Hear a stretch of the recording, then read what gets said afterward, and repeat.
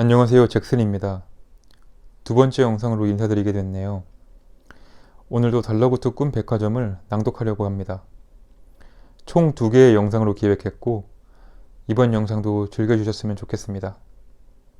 자, 그럼 시작합니다.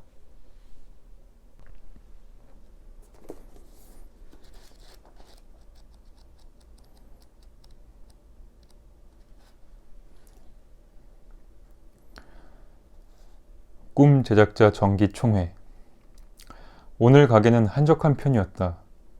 손님들은 여유롭게 꿈을 쇼핑하고 있었고 달러구트는 간식 바구니를 옆구리에 끼고 로비를 돌아다니며 빈손으로 나가는 손님들에게 숙면 캔디를 서비스로 나눠주고 있었다. 하나 더 주시면 안 돼요? 여자 손님이 넉살 좋게 손을 내밀었다. 내일 쉬는 날이십니까, 손님? 아니요, 내일도 출근해요. 그럼 하나만 드시죠. 2개 드시면 알람이 안 들릴 정도로 깊이 주무실 겁니다. 샛노란 레이스 잠옷을 입은 여자 손님은 출근 생각에 울적해져서 어깨를 축 늘어뜨리고 가게 밖으로 나갔다.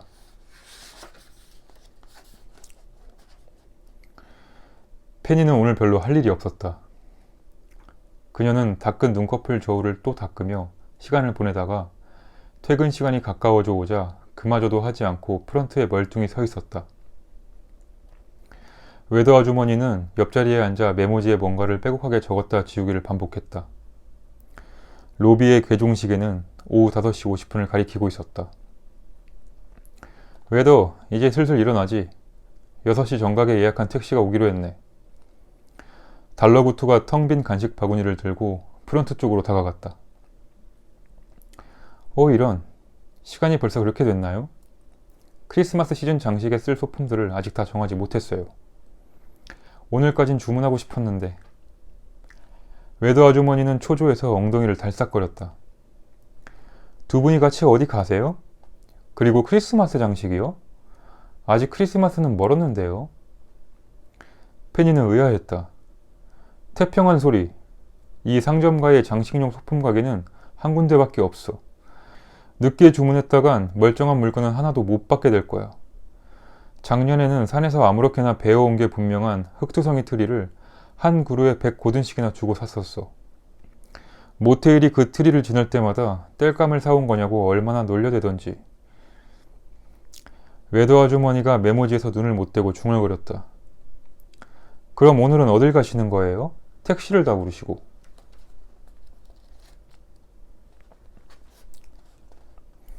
이달의 베스트셀러. 12월의 마지막 주. 거리는 환상적으로 반짝였다. 웨더 아주머니가 발빠르게 소품을 공수한 덕분에 꿈 백화점은 여느 때보다 멋있고 화려하게 꾸며져 있었다. 1층부터 5층까지의 모든 판매대 주위를 반짝이는 전구로 감아놓아 모든 판매대가 보석감처럼 보였다. 웨더 아주머니는 상품 포장지도 전부 반짝이는 재질로 바꾸자고 제안했으나 2층 직원들과 매니저인 비고 마이어스의 반대로 무산되기도 했다. 반짝이 부스러기가 얼마나 치우기 힘든지 아세요? 길거리의 녹틸루카들도 나름대로 대여용 가운에 눈송이 무늬의 자수를 놓는 것으로 차별화를 시도했으나 손님들은 디자인이 마음에 들지 않는 듯했다. 너무 촌스러워요. 예쁜 잠옷은 없어요?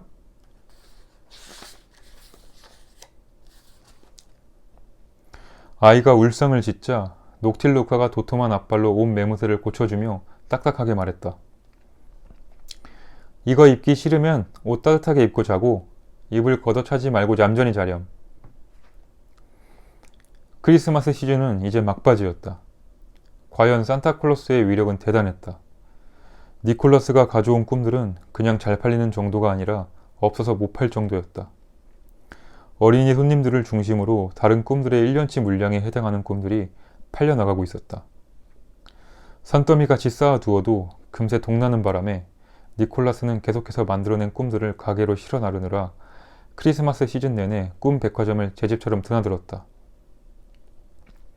노스의 장식으로 된 커다란 벨트를 두른 니콜라스는 직원들과 함께 정신없이 가게 안으로 짐을 옮기고 있었다.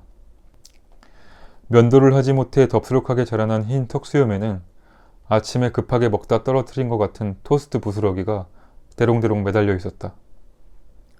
크리스마스 리스로 예쁘게 장식한 꿈 상자들 앞에서 꼬마 손님들은 굉장히 신이 나 있었다. 6살 정도로 보이는 귀여운 잠옷 차림의 남자아이가 상자를 요리조리 살펴보면서 안에 들어있는 내용물을 궁금해했다. 이 안에는 어떤 꿈이 들어있어요? 어떤 꿈이었으면 좋겠어?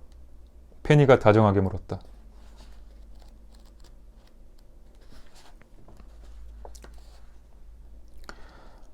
예서데이와 벤젠고리.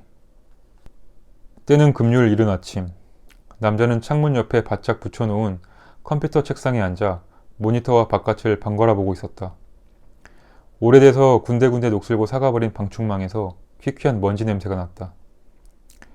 남자는 방충망까지 전부 열어젖히고 필사적으로 아침 공기를 들이마셨다. 그리고 정신을 차리기 위해 마른 눈깔을 손으로 문질렀다. 근처의 대단지 아파트에 사는 사람들이 지하철역으로 가기 위해 남자의 집이 위치한 골목 모퉁이를 지나고 있었다. 남자가 사는 비스듬한 골목길 1층은 조금만 더 지대가 낮았으면 반지하라고 불러도 될 법한 곳이었다. 차라리 아예 반지하였다면 월세라도 5만원 정도 저렴했을 것이다. 응, 지금 출근 중이지. 오늘 끝나고 만날까? 금요일이잖아.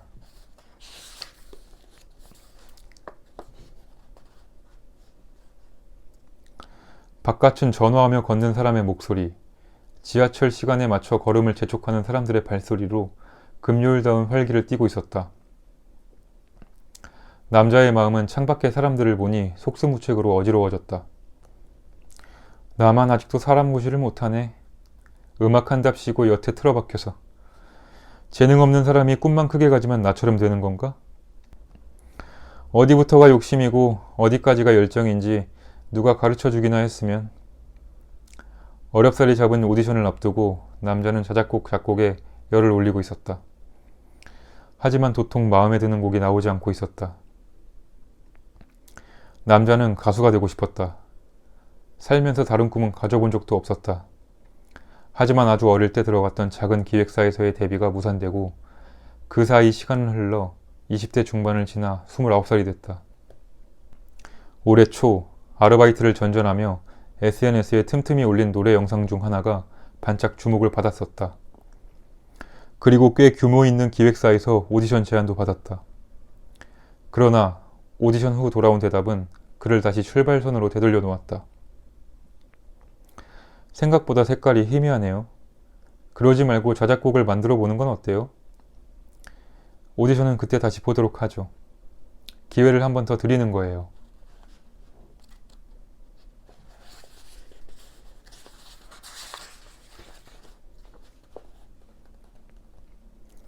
체험판 출시, 타인의 삶.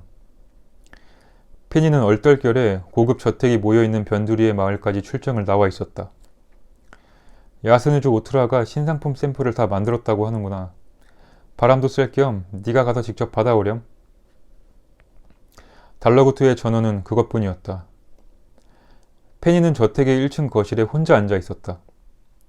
높은 천장에 깔끔하게 매립된 수많은 조명이 거실을 은은하게 밝혔다. 통유리 밖으로 보이는 정원에는 추상적인 조형물 몇 가지가 있었는데 일부러 조형물 위에 늘어뜨려 놓은 덩굴 식물과 근사하게 어울렸다. 잔무늬가 들어간 군청색 얇은 커튼과 하늘하늘한 속커튼이 바람에 뒤엉켜 나풀거렸다. 차분함이 들어간 디퓨저를 쓰는지 집안 전체가 성숙한 분위기를 풍겼다. 페니는 야스누주 오트라의 이미지와 꼭 닮은 세련된 집이라고 생각했다. 그리고 월급을 몇 년이나 모아야 이런 집에 살 수 있을까 생각하다가 마음이 착잡해졌다. 오트라는 아직 위층에서 한창 다른 작업 중인 모양이었다. 저택에서 일하는 사람들만 분주하게 페니 주위를 왔다 갔다 했다.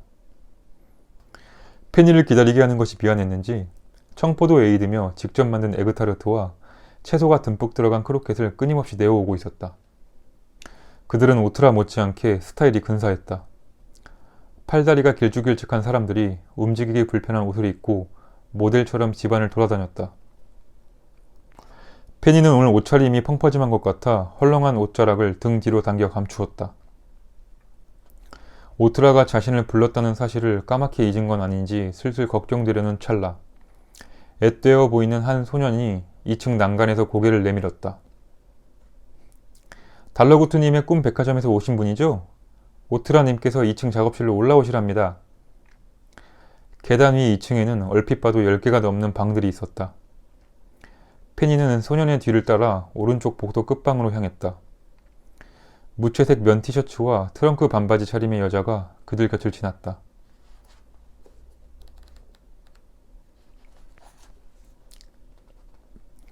익명의 손님께서 당신에게 보낸 꿈.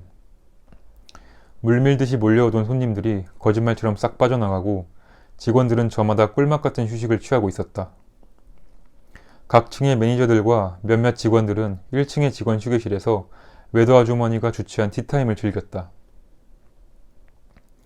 달러구트님도 참, 직원 휴게실과 본인 사무실에는 좀처럼 돈을 안 쓰신다니까. 스피도는 소파 자리를 혼자 차지하고 앉아서 투덜거렸다. 그는 오늘자 신문을 보면서 페니가 길 건너 디저트 가게에서 사온 케이크를 빛의 속도로 먹어치우고 있었다. 그가 앉아있는 소파는 해질 대로 해져서 천을 덧대어 놓은 부분이 원래 가죽이 남아있는 부분보다 컸다. 크리스털 장식이 반쯤 떨어진 구식 샹들리에가 스피도의 샛노란 점프슈트를 더욱 노랗게 비췄다. 아, 이제 셀 것 같네. 당이 뚝 떨어져서 손이 벌벌 떨릴 지경이었어. 의자에 앉은 모그베리는 행복한 표정으로 마론 케이크의 마지막 한 입을 오물거렸다. 스피도는 케이크 상자에 묻은 느끼한 버터크림까지 싹싹 긁어 먹더니 더 먹을 것이 없어지자 입을 싹 닫고 아무 일도 없었던 듯 신문을 활짝 펼치고 드러누웠다. 옆에서 커피만 마시고 있던 페니는 오늘만큼은 대신 뒷정리를 하지 않기로 마음먹었다. 스피도는 항상 휴게실에서 함께 간식을 먹을 때마다 가장 많이 먹으면서도 뒷정리는 나몰라라 하기 일쑤였기 때문이다. 하지만 마주 앉은 비고 마리어스는 얼른 상자를 차곡차곡 접어서 버리고 싶은 듯 손을 움찔거렸다. 그러고 보니 달러구트님은 아직도 손님을 만나고 계신가? 외도 아주머니가 물었다. 그녀는 빨대가 좁아서 스무디가 잘 나오지 않는지 못마땅한 표정이었다. 네, 마론 케이크는 달러구트님이 제일 좋아하시는 건데 사양하시더라고요. 페니가 대답했다.